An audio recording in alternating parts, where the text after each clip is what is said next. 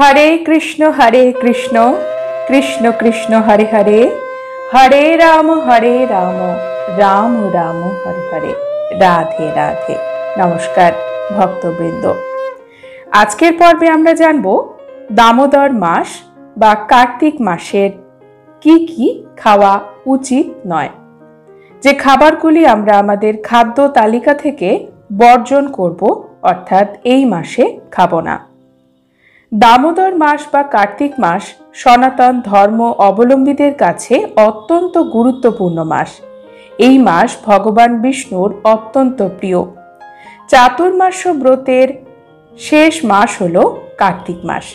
एई मासे भगवान श्रीहरि तार जोग ओ निद्रा थेके जागरित हन एवं एई मासे भगवान श्रीहरि सेवा करले एक गुण सेवा सहस्र गुण फल दिए थाके। कार्तिक मास जुड़े दीप दानेर प्रथा प्रचलित।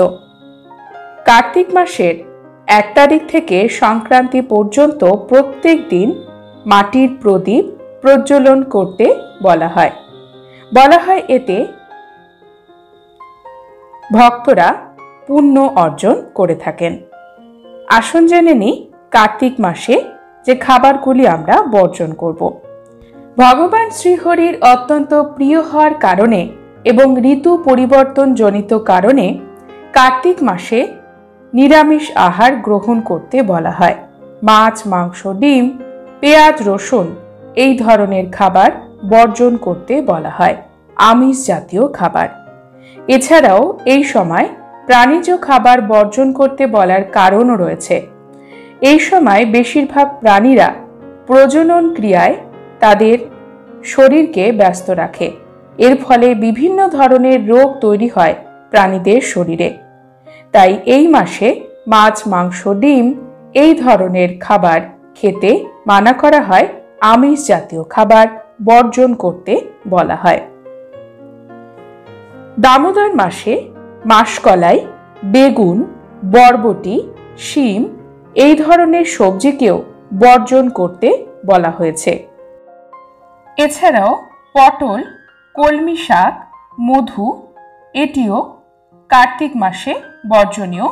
মধু খাওয়াও বর্জনীয়। তবে কার্তিক মাসে আপনারা দুধ খেতে পারেন এবং গুড় অবশ্যই খাবেন। কার্তিক মাসে গুড় খাওয়ার বিশেষ মান্যতা রয়েছে। গুড় আমাদের এই সময় শরীরে ইমিউনিটি তৈরি করে, অনাক্রম্যতা তৈরি করে এবং শরীরকে উষ্ণ রাখে। কারণ এর পরবর্তী ঋতুই হলো শীতকাল। এর ফলে আমাদের শরীরে বিভিন্ন ধরনের যে রোগ প্রতিরোধক ক্ষমতা তৈরি হবে সেটি কিন্তু গুড়ের মাধ্যমে হয়। তাই এই মাসে দুধ এবং গুড় অবশ্যই গ্রহণ করবেন। কার্তিক মাসে টক জাতীয় খাবার বা অম্ল জাতীয় খাবার খেতে মানা করা হয়, আচার খেতে মানা করা হয়। এছাড়া কার্তিক মাসে কাঁসার পাত্রে ভোজন করা থেকে বিরত থাকতে হবে। কার্তিক মাস চলে গেলে তারপরে আবার কাঁসার পাত্রে আপনারা অন্ন গ্রহণ করতে পারেন। কার্তিক মাসে আরও যে সকল খাবার আমরা গ্রহণ করতে পারবো না সেগুলি হলো, কার্তিক মাসে মসুর ডাল খাবেন না, ছোলার ডাল খাবেন না, এই সকল ডাল বর্জন করতে হবে। এছাড়াও অতিরিক্ত ঠান্ডা জাতীয় খাবার, আবহাওয়া পরিবর্তন হওয়ার কারণে অতিরিক্ত ঠান্ডা খাবার খেলে আমাদের শরীর অসুস্থ হতে পারে। তাই পুরোপুরি ঠান্ডা খাবার এই সময় বাদ দিতে বলা হয়। আপনারা এই সময় খাবারে বিট লবণ ব্যবহার করতে পারেন, ময়দা ব্যবহার করতে পারেন, গমের জিনিস খেতে পারেন এবং খাবারে তুলসী পাতা নিয়মিত ব্যবহার করবে। এটি আমাদের শরীরে রোগ প্রতিরোধক ক্ষমতা তৈরি করে। এছাড়া কার্তিক মাসে করলা খেতেও মানা করা হয়।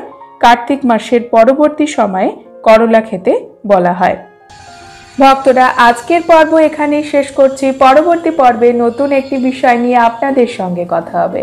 ততক্ষণ সকলে সুস্থ থাকুন, ভালো থাকুন আর পুরো ভিডিওটি দেখার জন্য আপনাদের